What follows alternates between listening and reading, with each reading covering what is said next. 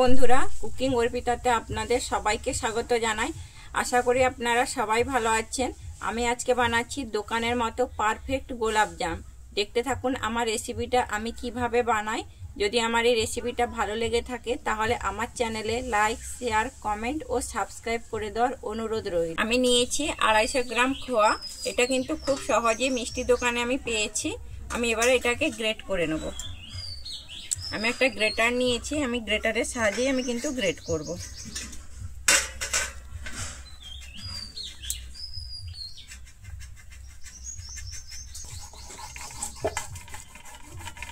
গ্রেটারের সাহায্যে গ্রেট করলে কিন্তু মাখতে খুব সুবিধা হয়। দেখুন বন্ধুরা, আমি কিন্তু খুব ভালোভাবে গ্রেট করে নিয়েছি। আমি জায়ফলটাকেও গ্রেট করে নেব।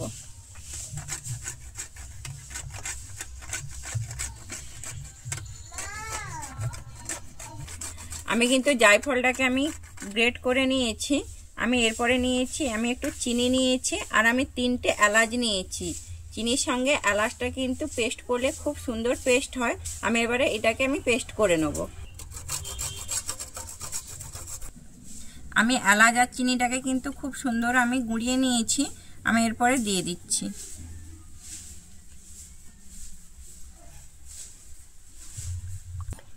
আমি যে এলাচ আর জায়ফলটা দিয়েছিলাম, আমি এটা দিয়ে কিন্তু খুব ভালোভাবে আমি মেখে নেব।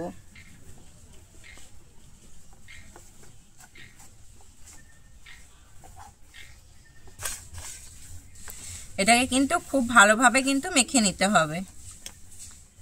আমি এরপর এখানে নিয়েছি 100 গ্রাম ছানা। আমি ছানাটা দিয়ে দিচ্ছি। আমি ছানাটা দিয়েও খুব ভালোভাবে মেখে নেব।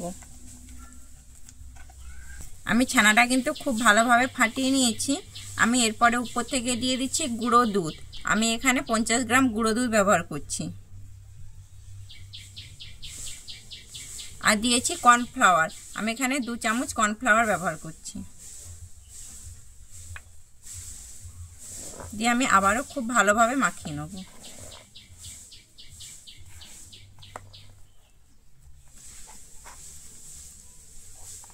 আমি কিন্তু সবগুলো একত্রে খুব ভালোভাবে আমি এখানে মাখিয়ে নিয়েছি। আমি কিন্তু কোনো এখানে জলের ব্যবহার করছি না। এর মধ্যে দিয়ে দিচ্ছি 50 গ্রাম ময়দা। ময়দাটা দিয়ে আমি আবারও খুব ভালোভাবে মাখিয়ে নেব। আমি এরপরে উপর থেকে একটু সাদা তেল দিয়ে দিচ্ছি।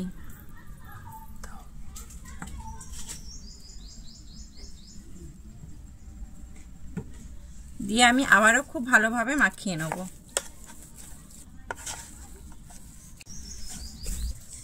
আমি কিন্তু এইভাবে খুব ভালোভাবে মাখিয়ে নেব।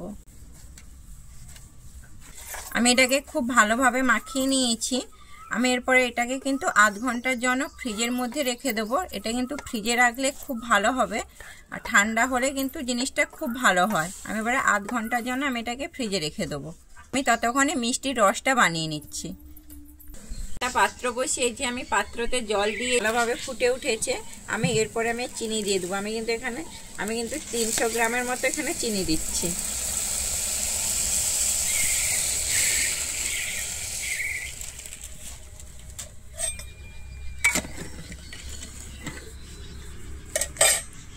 আমি এরপরে এখানে এলাচ দিচ্ছি। আমি এলাচটা কিন্তু ফাটিয়ে নিয়েছি। দিয়ে আমি আর জলটাকে কিন্তু খুব ভালোভাবে এইভাবে মিশাতে থাকবো। দিয়ে আমি একটা সুন্দর রস বানিয়ে নেব। আমার রসটা কিন্তু এখানে সম্পূর্ণভাবে রেডি হয়ে গেছে। এই যে দেখুন, আমার রসটা কিন্তু পুরো রেডি হয়ে গেছে। আমি এর থেকে আর বেশি কিন্তু আমি মোটা করব না। মোটা করলে কিন্তু রস ঢুকবে না গোলাপজামের ভেতরে। আমি এবারে রসটাকে নামিয়ে নিচ্ছি। ফ্রিজের মধ্যে রেখে দিয়েছিলাম, আমার কিন্তু একটু ঠান্ডা হয়ে গেছে। এবারে আমি গোছ কেটে নেব।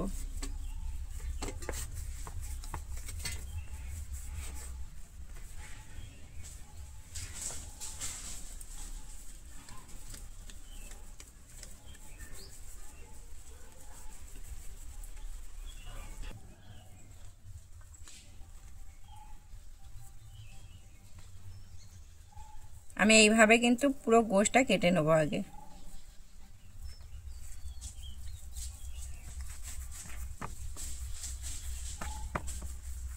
আমি সমস্ত গোছগুলো কিন্তু একইভাবে কেটে নিয়েছি।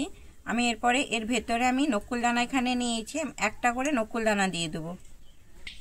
আমি এর মধ্যে একটা নকুলদানা দিয়ে দিচ্ছি, দিয়ে আমি এরকমভাবে এবারে গোল করে নেব।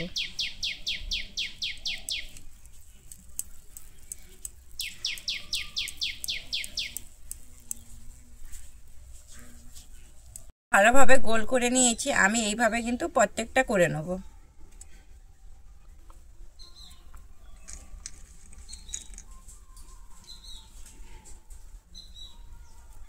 নকুলদানা দিলে কিন্তু খেতে খুব ভালো লাগে আর খুব সফটনেস হয়।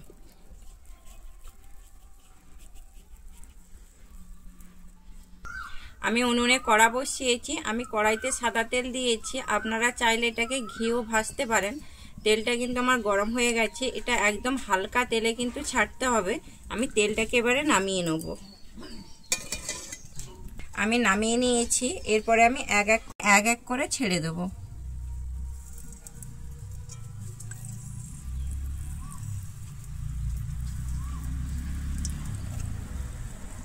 আমি সবগুলো কিন্তু একসঙ্গে দিয়ে দিয়েছি। এবার আমি কড়াটাকে কিন্তু ঘুরাবো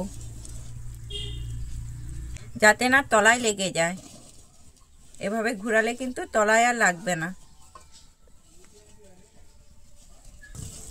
আমি কিন্তু আবার একটু উনানে বসিয়ে দেবো। উনানের আঁচটা কিন্তু একদম হালকা আঁচে আমি কিন্তু করব।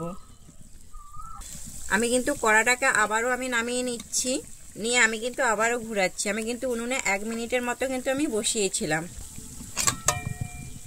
আমি কিন্তু আবার এই একইভাবেই ঘোরাবো, এতে করে আমার গোলাপ জামগুলো কিন্তু খুব সুন্দর ফুলে ভেসে উঠবে।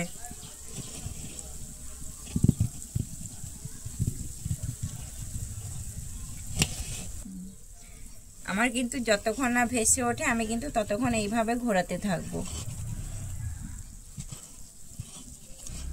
এই দেখুন বন্ধুরা, আমার কি সুন্দর ভেসে উঠেছে।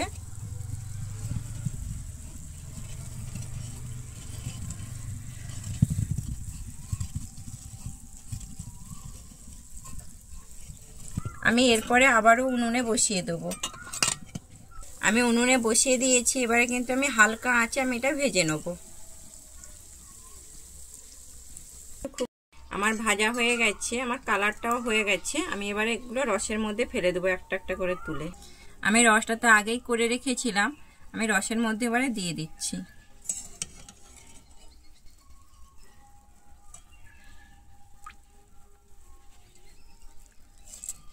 আমি এরকমভাবে কিন্তু সবগুলো মিষ্টিকেই আমি রসের মধ্যে দিয়ে দেবো। দেখুন বন্ধুরা, আমার গোলাপ জামটা কিন্তু কমপ্লিট হয়ে গেছে। আমি রসের মধ্যে দিয়ে দিয়েছি। আমি কিন্তু রসের মধ্যে 2 ঘন্টা রাখবো, তারপরে আমি কিন্তু এটা খাওয়ার জন্য রেডি করব। আমার যদি এই রেসিপিটা আপনাদের ভালো লাগে তাহলে আমার চ্যানেলে লাইক, শেয়ার, কমেন্ট ও সাবস্ক্রাইব করে দেওয়ার অনুরোধ রইল।